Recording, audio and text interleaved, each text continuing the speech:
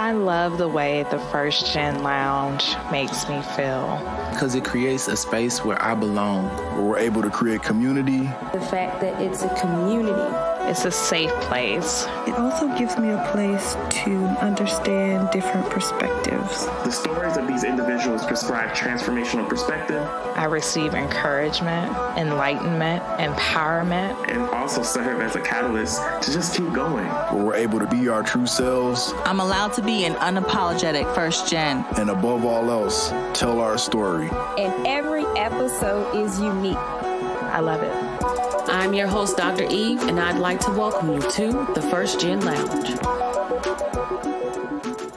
Well, good people, welcome back this week. Always excited to be here. You know, my favorite thing is to have our First Gen fam with us to talk and tell us just the amazing things they're doing and to drop some gems on us. And today, I'm very, very enthused to have, a new good friend who I've met through a really good friend. Dr. Argelis Ortiz is with us and definitely is someone who's an entrepreneur. He's doing a lot of work just, around the social workspace. He's just brilliant. That's what I'm definitely going to say. But I'm going to be quiet, like I always say, because nobody can tell your story like you. So Dr. Ortiz, hello and welcome. Well, thank you, Dr. Hoxton, for having me. I appreciate you bringing me on board. You're so very welcome. You have been just quite a joy to know since we've connected. Always so supportive. And, it's a lot that you can tell about a person just in how they show up. So I just want to thank you for how you've continued to show up in the time we've known each other. But if you will, please tell us who you are and about all the amazing things you've done over the years in organizational development and management and so forth. Oh, thank you. That this who you are question is always interesting, depend on the day, depend on what I just finished doing, right? But in a gist, right, I'm a first generation born Guatemaltecan American. My mother immigrated from Guatemala in the early 70s, and my dad in kind of early 70s as well, but from Mexico. So they came out here and they kind of raised their family in Boyle Heights, and that's where I grew up here in LA County. It defines who I am to the core. Basically, I didn't know any better that I was part of an immigrant family. I didn't know any better that I was first gen. I just knew I was a kid of these two folks who had a temper, who cooked really well, who said things differently at some points, and I knew Spanish. And the interesting part there was that a lot of us around the early 80s were on the same boat, There was just a lot of first gen people and in my community in Boyle Heights. It was just, it is what it was, right? Like your dad spoke Spanish and your mom did this and kind of stereotypical, dad goes to work, mom stays home, has a part-time job here and there. So again, I was living life as I was with everybody else in the community.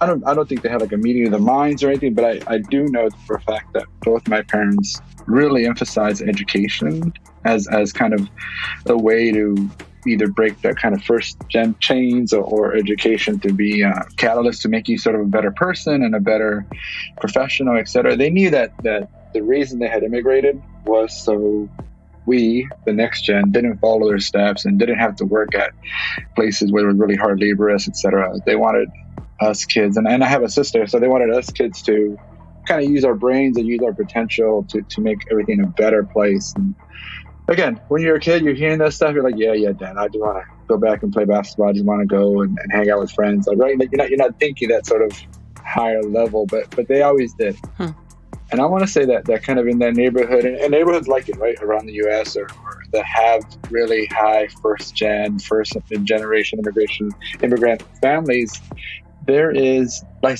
a support system, but it's kind of understood. It's like maybe the grandma comes over, maybe there's a neighbor who's keeping an eye on you. There's just like a lot of informal supports. And that's probably what happened in my upbringing. In the 80s in LA, there was just really heavy gang involvement and a lot of that. What ended up happening is that my parents saw that, that unfortunately there was two paths, right? You got in, or you lived that life, or you kind of made a way doing something else, sports, education, or whatever. So they really emphasized education, and they put myself and my sister in private school, kind of middle school and on.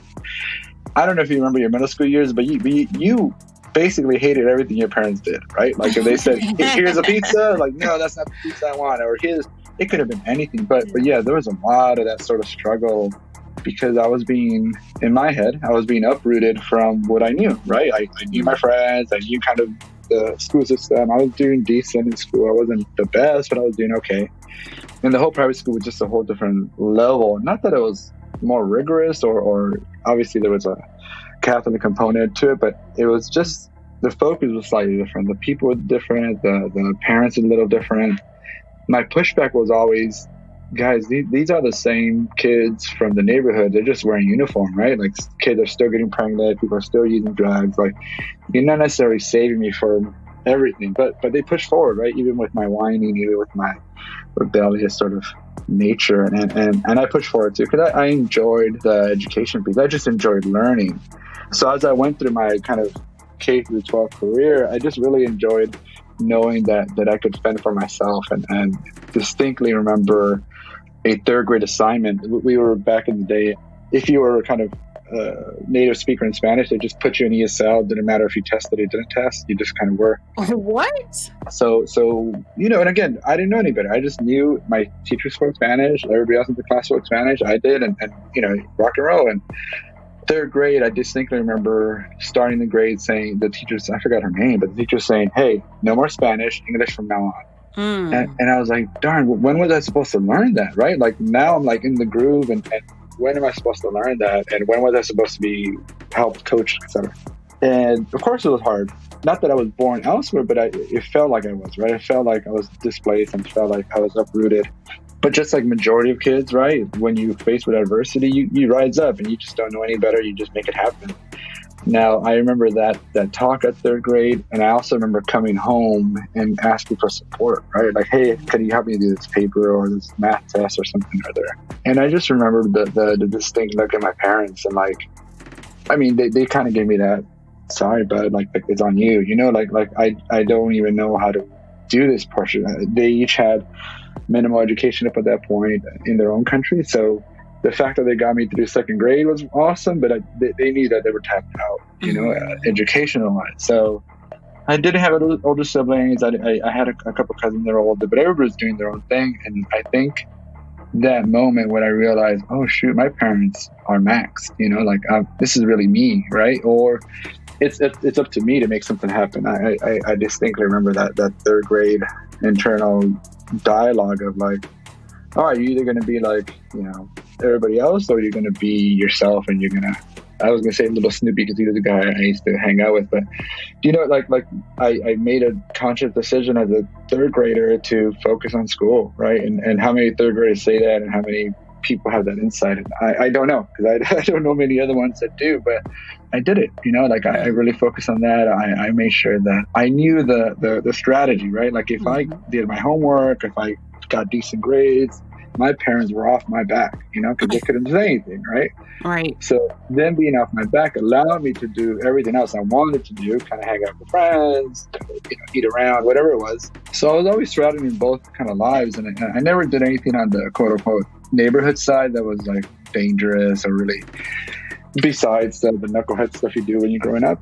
But a lot of friends did, right? And a lot of folks that I grew up with, I'm hoping they're good, and I honestly, I've just kind of lost touch with a majority of folks, and I'm sure there's a lot of success stories there, and I want to believe that mine was not the only right path. It was just the path that I happened to take, or I was into because of my family, right? Absolutely. And that was it. I think now we're kind of fast forwarding to late 90s, and unfortunately with first gen families, and I'm being kind of generalist here, but unfortunately there comes a time where your traditions, customs, etc., are not matching the current status, right? Like, so my parents still had a lot of, machismo type thing that my dad would hold on to. There was a lot of like issues around money and finances, and my household was a tough place to be at as a kiddo, seeing that there's a bigger world out there, etc. So I knew that my college, right, was the way out, but I had to go somewhere where it was far enough where my parents could just drop by, but close enough where I could come over or have a restart in case I needed to.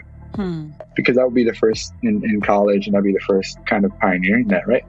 I only applied for college. I only applied for stuff outside of LA. I didn't apply for anything here on purpose because I wanted to challenge myself. I wanted to make sure that it wasn't just talk the talk and I was doing it here locally, but I could do it elsewhere. and I got accepted to San Jose State. It's a state university, a CSU university in kind of the Bay Area and Silicon Valley. And that was life altering, but also fish out of water, right? Like, it was the first time I had to literally buy like a coat. Like, I didn't need to have a coat here in SoCal. Like, I didn't, when it got to 72 or 70, it was the first time that I realized that I had an accent, right? For many years, like, I just talked and that's it. But then when I went up north, and, where's that accent from? Where are you from? And it was more of that, where were you born question as opposed to where do you live? Where I knew how to answer where I live, right? LA, More Heights. But they were actually asking, like, where's your history from, et cetera. And that was always tough, because living in a bicultural family household, Guatemalan and Mexican, it's hard to say where you grew up, because you know both cultures. The Spanish kind of links everything, but it's not the same Spanish, and customs are different, food's different. I knew how to code switch at an early age in Spanish, and then, as I mentioned, English came in there, so you had to then code switch again. So it was a lot of like internal sort of motivation type stuff that occurred early on, and I just carried it, and I still carry it now. As I see that around me, I'm still kind of pioneering a bunch of things, and I just push forward with the support of my wife, with the support of my mom. It's just I push forward because it's the role model that I want to be for my kids, but also peers like us, right? Peers that are first gen, peers like, I don't necessarily have to be the best X in high school, but I could be the next Y after college or at this particular field or something, right? Like I chose and push towards higher education, but other folks are just amazing with aviation or mechanics, or it doesn't matter. It just matters that you're more than you were probably told growing up. Absolutely. So just curious, you mentioned, education being something significant to you, and something that I noticed when I was learning about you is that you took a few years in between each degree. What was the reason for that? Did you think that you'd ever even be a doctor and that you would go that far, or like, what was that story? No, the honest truth is I was pushed as far as graduate high school and attend college, right? That was the bar. And once those were checked off, there was nobody else to kind of say, this is what you should be doing next. This is the next step. This is what should be your career, your next sort of path within higher education. I just knew that parents had pushed me to graduate high school and attend college. I've always been the maybe it was my upbringing, but I've always been the exerciser of, you have to apply what you know, or else it's just kind of in a vacuum, right? Like, you might be the brightest person in the world, but if you're not applying that, or if you're not practicing it, then thanks for showing up. So I purposely wanted to get all the gems I was able to learn at each phase and apply them. So as soon as I finished the BA, I wanted to make sure that I was able to apply it. I got my BA in creative arts to be a teacher. And that was like what I've always wanted to be. And I knew that was like a trajectory.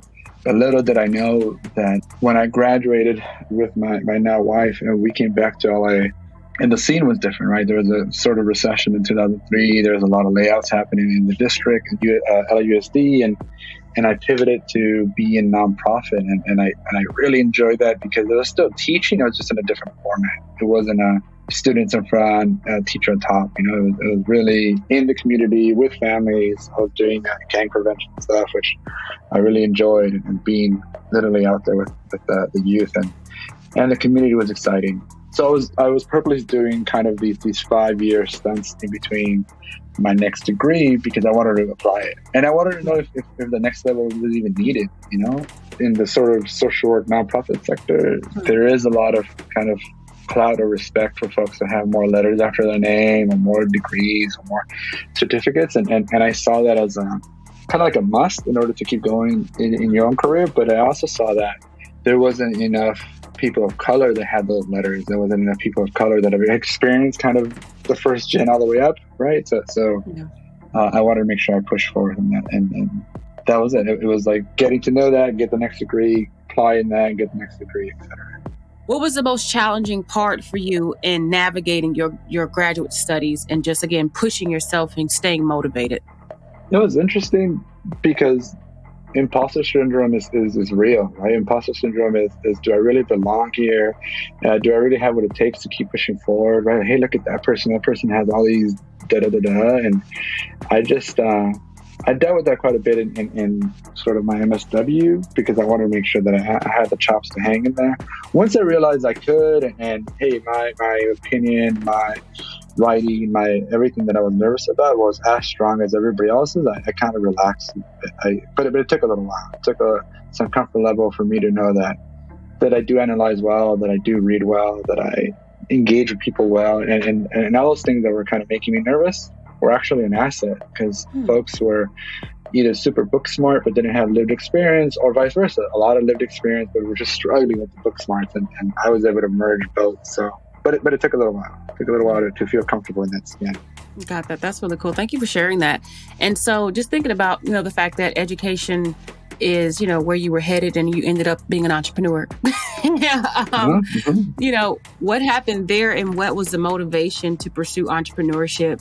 I talk often to people who are educators, being that I'm one myself, but who've transitioned to entrepreneurship and just find it to be quite a thrill. Again, just one of the best things that I've ever done. So how has it been for you? And again, what was the motivation for you to do so? Yeah, I bring it back to sort of growing up in Ball Heights and having my parents fend not just their day jobs or their side hustles, but they really made an effort to show that you could make something out of nothing, even if it was temporary or even if it was uncommon, right? So my dad, for many, many years until his passing, he was an entrepreneur because he sold kind of vegetables and eggs and stuff out of his car, and he had a truck for a while. So he was always like doing a side hustle in the mornings, or people knew him in the neighborhood really well. And it was always because he was the guy who sold the produce. And, he wasn't necessarily like a Food or one of these big mogul folks, but the way he engaged with people, the way he was able to just dissect and analyze a kid doing something and just give them like an apple or something was amazing. And I saw that as a really great tool to do something for yourself, but also know that you can make something out of nothing. My mom had similar things. She's always like cooking. She's always like selling flowers and things like that. So there was always this, you don't stop at your 9 to 5 or your kind of part-time. You have to try other things and use your assets to become better. And that's kind of what I've been doing. So lately I realized that my degrees took me so far, but my ideas were as strong, right? Like the fact that I could manage people, the fact that I could coach people, the fact that, as you get kind of further in your career, people start asking you, so how did you do this part? I'm having trouble here, right? They start asking you for some advice, and they trust your judgment because they've seen the work. And I said, well, hey, I'm losing a great opportunity here about how to monetize that, right? Like if you're asking me and I give you this great thing and you tell me there was a great support and now you're doing this, man, I just missed a few $100 there, right? I just missed how to monetize that. And I was being honest with myself, and I, just like we all start with entrepreneurship, right? You fall a whole bunch, you try, you kind of overchew and can get overwhelmed sometimes, but now I kind of got the rhythm. I've been doing kind of consulting work for 5 or 6 years, and maybe moonlighting is the wrong word, but I've always been juggling a couple of things, right? So I've always had a version of a full-time. I've always had like most recently some sort of consulting project recurring simultaneously, and then 5 years ago I began teaching in higher ed, class or two, depending on the semester. So there was always 3 hats kind of informing each other, and I really enjoyed that because my quote unquote big day job was always like in the field of social work or in the field of supporting nonprofits, and then my teaching was helping the next gen of social workers kind of be ready and prepared to go into the field. And then my consulting work was always focused on sort of small to mid-sized nonprofits that would just felt like a fish out of water. So I was always able to relate to each of those 3 really well. And I just enjoyed supporting each of those sort of sectors. That's really exciting. I mean, just to think about how it just aligns. So it was a natural progression and a natural fit for what you're doing. And that's what I tell people that I'm talking to all the time, especially members who are in my communities, that you should do something that just falls in line. Like, don't go and reinvent the wheel. Right. Like, there's already something there that's within you that you enjoy. And, if I'm an arts person, but I decide to go and to build computers because it's going to make me money, that doesn't make sense. But I want to design t-shirts or design clothes or do something with that art thing. You can still find something that allows you to have that creativity. Unless you just want to go build computers for fun, by all means, just do it. But, we don't have to, again, drive ourselves up the wall or just do things too far from what is natural to us to be successful. So thank you for sharing, again, just that journey with us. And then, you also get me to think about, what are some things you wish you knew when you started off in this entrepreneur journey? Because while you saw your dad do it, I know that you had to take, again, a different approach in forming, your business corporation and just all the legal things, that you likely weren't taught. So what do you wish you knew? What would you have done differently even? To start earlier, to be honest, right? Because I've always had the ability to do the consulting. I've always been reached out and supported orgs or people. I just thought I was doing like a favor here and there. And I only say start early, not because I would have built this whole wealth, but also I would have sort of got a lot of the cobwebs out of the way before I really focus on it now, like I'm doing with the org that we run. The other part too is that as a kid, I always knew my dad was doing some sort of small business entrepreneurial stuff. And I always mentioned, hey, it looks like that could be a permit or looks like, but because of that sort of first immigration mentality, he was like, no, that's just going to charge you so much. You're going to pay taxes.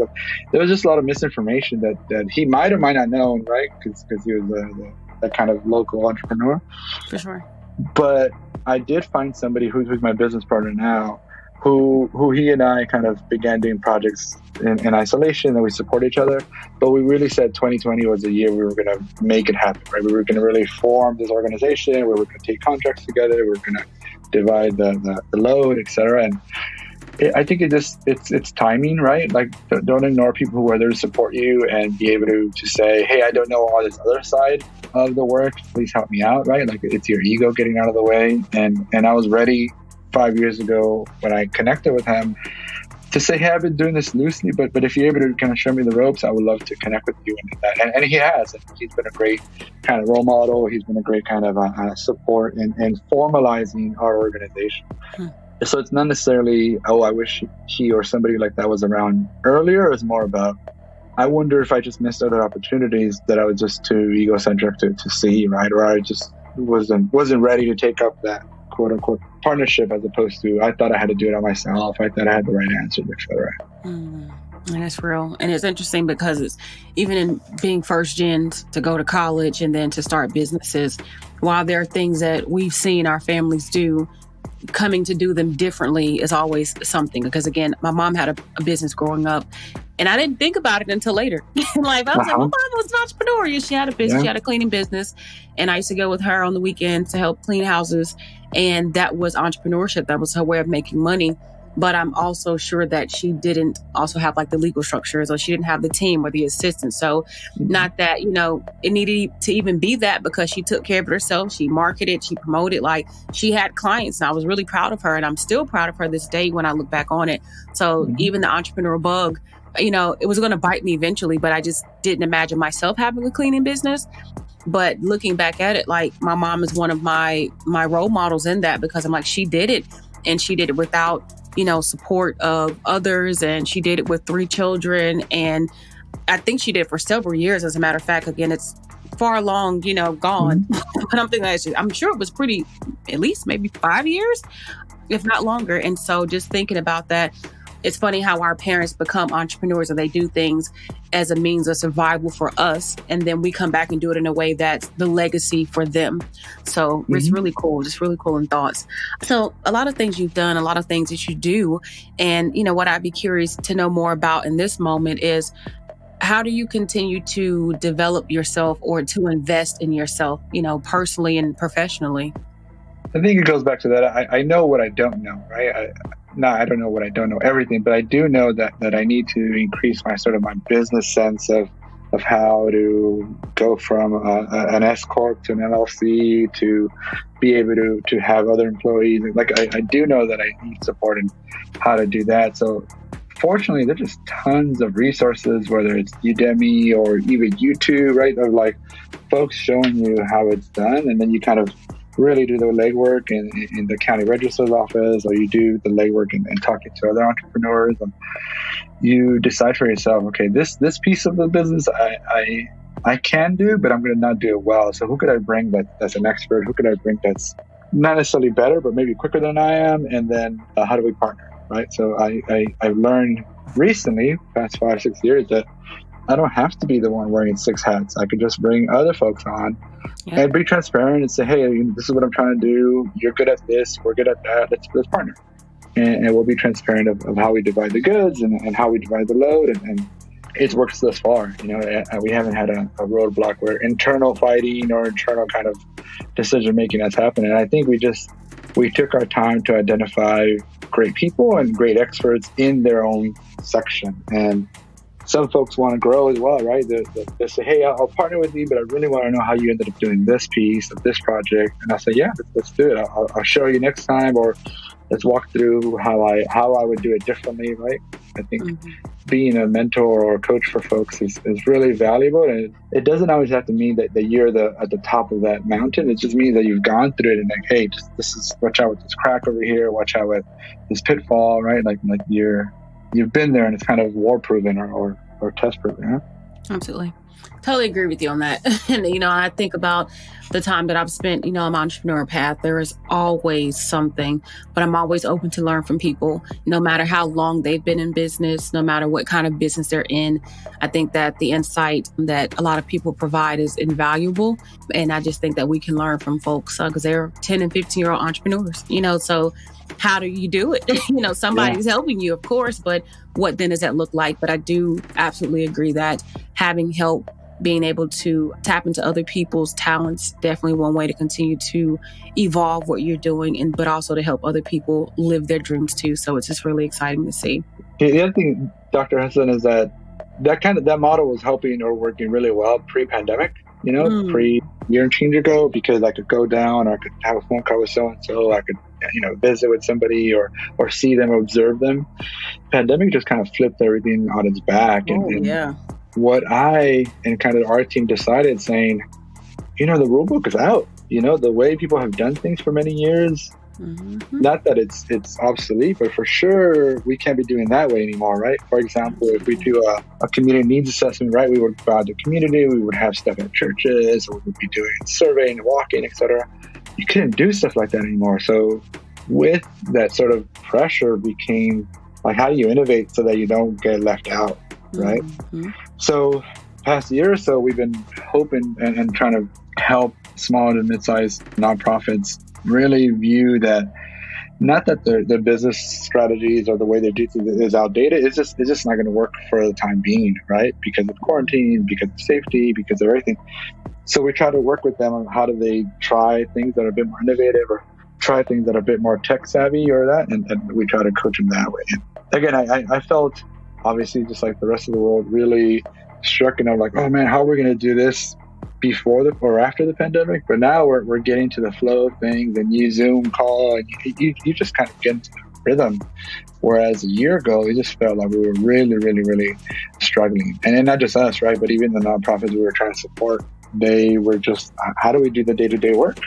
Right? How do we do it without actually seeing somebody or going in the office or et cetera, right? So yeah, it's been a really interesting year, obviously pandemic and a lot of other things occurring, but as far as the entrepreneur side, you've had to have innovated or else you're going to be left behind. Yeah, for sure. Yeah, definitely. I talked several times. I've talked about, the pivot and the rebrand or the figuring it out, but the need as an entrepreneur to be flexible, because life throws you curveballs and then business will throw you curveballs. But either way, you just got to be ready. And the one thing I will say is those who are unwilling to change are typically the ones that don't make it. Because what may have worked even for me, 3 or 4 years ago is not what's going to work in 5 years. And I accept that and I embrace it. But I think that's also the thrill of entrepreneurship, keeping up, figuring out what works. You just, the excitement of learning and growing and being able to help people along the way. So loving all that.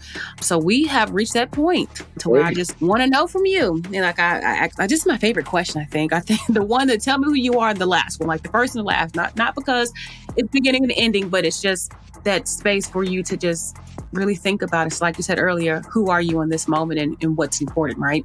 So if you have any piece of advice to leave us with, a word of wisdom, a quote, something that somebody told you that we would hold with us for the rest of our lives, what would that be? I think for sure it's occurring more now than ever is as I move up some ranks, whether it's career-wise or personal or spiritual, etc., I make it a real big point to be open and transparent with others.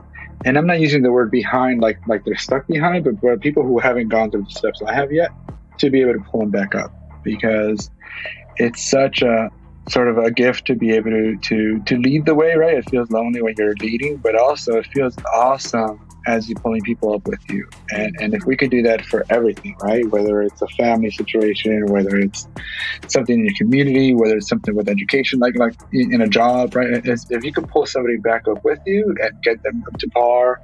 Some people can feel like they're threatened when they see them surpass, right? Like, I'm all about it, right? Like, I think I'm not the end all be all in everything. So there should be people who do better and bigger things than I do. And if I was at any point a part of that, I just feel really grateful and really honored. So please, as we all move forward, let's not forget on how to pull people back up with us. Absolutely. Nothing like that. Helping others along the way. Well, thank you so very much, Dr. Ortiz, for being here with us, for just, your wisdom, for your story, for the life that you've lived, for the barriers you've overcome, for being the example for others to be able to look at and say, I can do it too. For those of you who would like to connect, you already know what's up. Go to the show notes and go to the bottom and go click the links to be able to connect, to learn more, to make a new friend, to even hire, do all of that. Yeah. But again, we thank you for being here, Dr. Ortiz, and we wish you well on the journey. And just know that we here at the First Gen Lounge, we've got your back. Thank you, Dr. Hudson. Keep doing the good work. Thank you. Thank you so much.